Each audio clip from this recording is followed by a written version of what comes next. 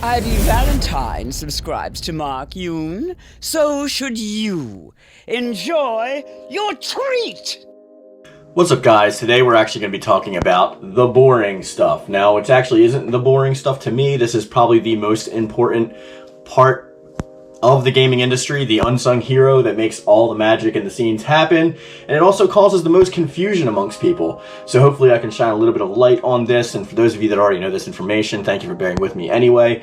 This is just because I received so many comments and so many inquiries about budget and about like they should do this or they should do that. So let's get that stuff out of the way first. So whenever I see a lot of comments about budget, I try to enlighten people as much as I possibly can about how the back end actually works without being like mean, or because not everybody knows like a lot of that stuff. They just know like the front end information, which is what we're given, right?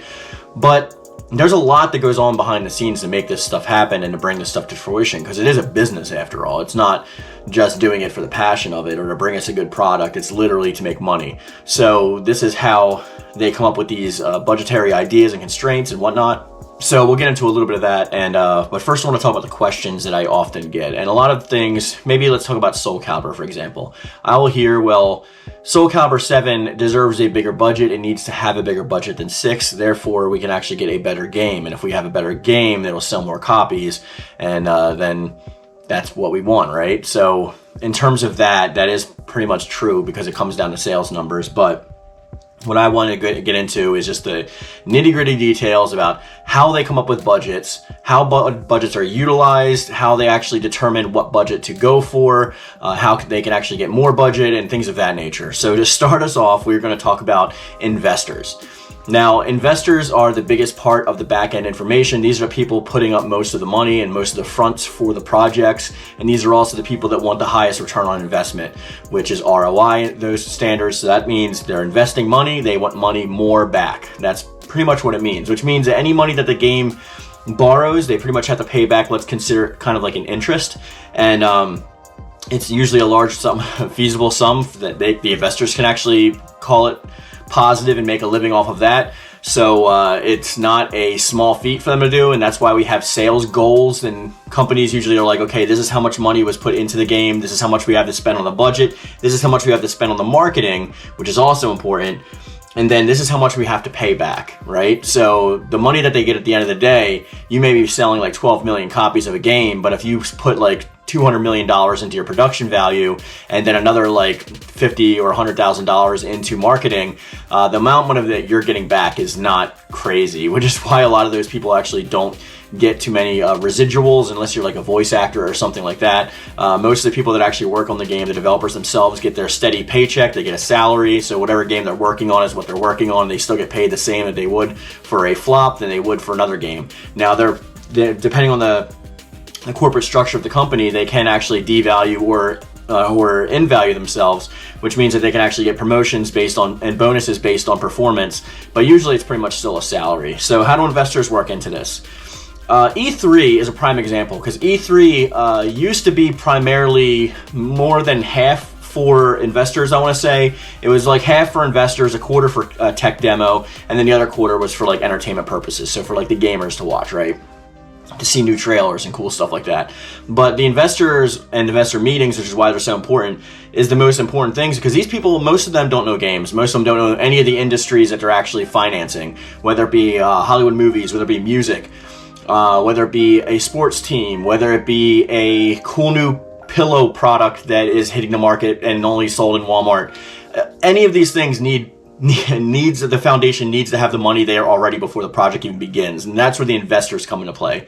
These are highly deep-pocketed individuals who want to make more money, and they want to make a return on their investment, and that they will put up the money and they expect to get money back. Now, how do they determine the budget? How do they determine what their money they're going to get back? Because it's not like they're guessing and saying that, oh, I hope I get this much money back, this could be a really big thing for me. It's like, no, they know exactly the number they're getting back. They know how much money they're projected to get back. And if they don't get that money back, then it's usually at the cost of whatever company borrowed the money, because an investor is pretty much a lender at that point. So when we're talking about games being in the hole, or like, oh, I thought that game was successful financially, or that movie was successful financially, and oftentimes they call it a flop, it's usually because they didn't make back the money to pay back the financiers that they were supposed to. Which means that none of the profit really goes to like any of the crew or anything like that, and distribution costs and licensing and marketing. There's a whole slew of things into it. So let's say we have a group of people that are financing, let's say Soul Calibur 7. Now, what are they going to look at? They're going to say, this is how much money that we're going to give you, which means that that's going to be the game's budget, okay? So if they're going to give them, let's say, I'm not even going to call it a number, I'm just going to say how they come up with this number. So they'll say, all right, I feel safe giving you this amount because the last games that you came out with sold this many copies at this price point. And after paying back everything that you owed, this is how much profit the game made. So they can say, I feel comfortable giving this amount of money because I know I'm going to get this amount of money back if we make at least this amount of money. Which is why we saw those numbers for Soul Calibur 6 when it first came out, saying that like if they need to meet 1 million sales in physical sales in order to warrant a sequel. And that's why when they passed 2 million, it was such a big deal, because it's like it doubly exceeded. So 2 million doesn't sound like a lot for another game, right? Like Mortal Kombat 11 sold, what, 15 million copies? Mortal Kombat 10 sold 12 million. Tekken 8 sold, what, 12 million? Something like that. So, like, they're getting slaughtered when it comes to numbers, especially in a niche community like a fighting game community. But they have to know precisely how much money they're putting in and precisely how much money they're getting out. So that's the back end of the financiers. That's how that goes into it. Now we have to go into budget. How do we allocate budget? This is a little bit more of a difficult one because it's like depending on what generation you're on or what you're actually trying to do with what engine you're working with. Do you have an in-house engine? Are you leasing the rights to use an engine like Unreal? That goes into production costs, and there's a lot of other costs associated with that because it's not like free just to use your engine. Like they're all licensed holders out there that actually own the rights to those engines, unless it's an in-house one with Capcom like RE or something similar, if that makes any sense. So if they're going to sit down and say, this is how much we project the game's going to cost, so you have pre-production costs. Pre-production costs are what it is to set up the engine, what you're going to be using within your in-game engine thing for whatever add-ons you're going to be using, like let's say like lighting sources and stuff like that. And then outside of your engine, you have the concept artists, you have the storyboard artists, you have all the pre-production of all the things that are going to go into money before the game's even a game. Outside of that, then you have to hire talent for voice actors, writers for the actual game.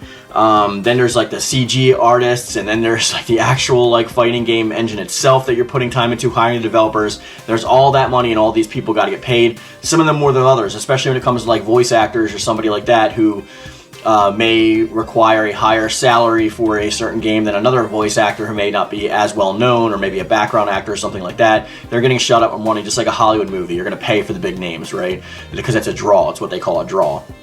That name is what's going to bring people in, especially fans of that kind of voice actor. We see this all the time with directors, right? So if you see like, let's say like Konami, right? Or you see like another developer throwing out like a big name draw like that, like Harada will be like a front face, right? Something like that. They'll be like, oh, they're involved with this game, Kojima, I'm going to give them my money automatically. So that's what a draw is. So after we have the budget allocated total for the game, usually the rule of thumb is you're going to spend at least as much on marketing as you do on the budget. Now this fluctuates a lot. Games like Soul Calibur have little marketing whatsoever. They rely on a lot of word of mouth and pre-existing fans and tournament players and stuff like that. We may get a couple trailers here and there, but we're not going to be plastering billboards in Times Square about the new upcoming Soul Calibur game. That's just not going to happen. So they use most of their budget into actually making of the game in and of itself. There is some leftover from marketing, but that's where it is. And they have a contract that this budget is the budget they're supposed to go on. They cannot exceed that budget, and this is the time frame the game is supposed to come out in. And there are penalties if they don't meet them. If they have to delay the game, they may lose bonuses. If they release the game in a buggy state and have to rework extra and spend more development time, that's also more costly. So it really behooves them to work as fast as they can and within the budget as much as they can. So they're not just throwing empty money. The money is finite. The money that they have is not an endless pocketbook. It is finite based on what the investors put in. and the publishers won't let them go beyond that, because then they'll have to fork the bill back over to the investors when that doesn't work out, and that's how IPs die. So with that being said, moving on from that into marketing, then you have post-production stuff. So these are also part of the main budget. These are bug fixes. These are patches. These are the skeleton crew that works on after the game, after the other people have moved on, just that are maintaining the actual structure of the game. The servers, like anything else that they have to run out, any license rights that have to get renewed, any copyrights that have to be renewed, everything that goes into that, which also includes like a lot of different residuals and things like of that nature. And then once we go beyond that, then we go into DLC, which is why a lot of people get upset with DLC. They're like, I bought the game, why do I have to pay extra? Well, yes, you bought the game, that was the game you bought. DLC, the downloadable content, is extra content.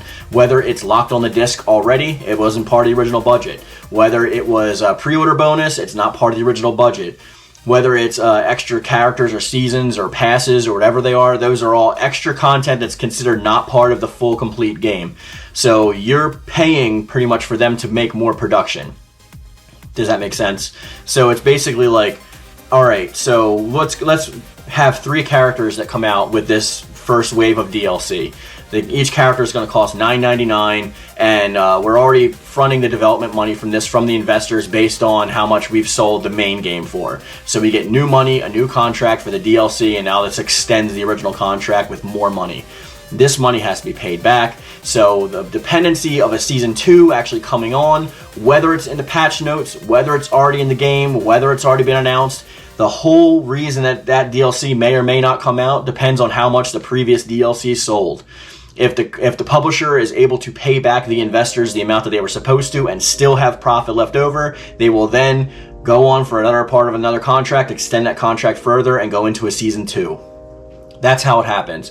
So when you see like games where the characters came out, but then like the last character never comes out, or like the next season that was in the data files, let's say for Soul Calibur 6, there may be more extenuating circumstances why there was no Season 3 in Soul Calibur 6, mostly based on trying to convert everything to a new engine for Unreal Engine 5, for Soul Calibur 7 releasing on PlayStation 5 and Xbox Series, which means they have more development time they need to work on. So there's a lot of extenuating circumstances, right? But generally speaking, that's how they get the money for the budget and pertaining to that. So when the financiers are actually paid back and they get their money back, now they know that this is a safe bet. So if you look at something like Soul Calibur, you can say, well, the next Soul Calibur is going to be the biggest Soul Calibur ever. It's like, okay, well, so far every single Soul Calibur has sold less than 3 million copies. Every single one. We're usually around 1.5 to like 1.9 area, 1.5 to 2.5 is like the margin of millions that we're working with for physical copies. So that's how much they're willing to invest, regardless how good the game looks, regardless how good the writing is, regardless about the hype, regardless of any of that. That's how they get their marketing value. That's how they get their budget.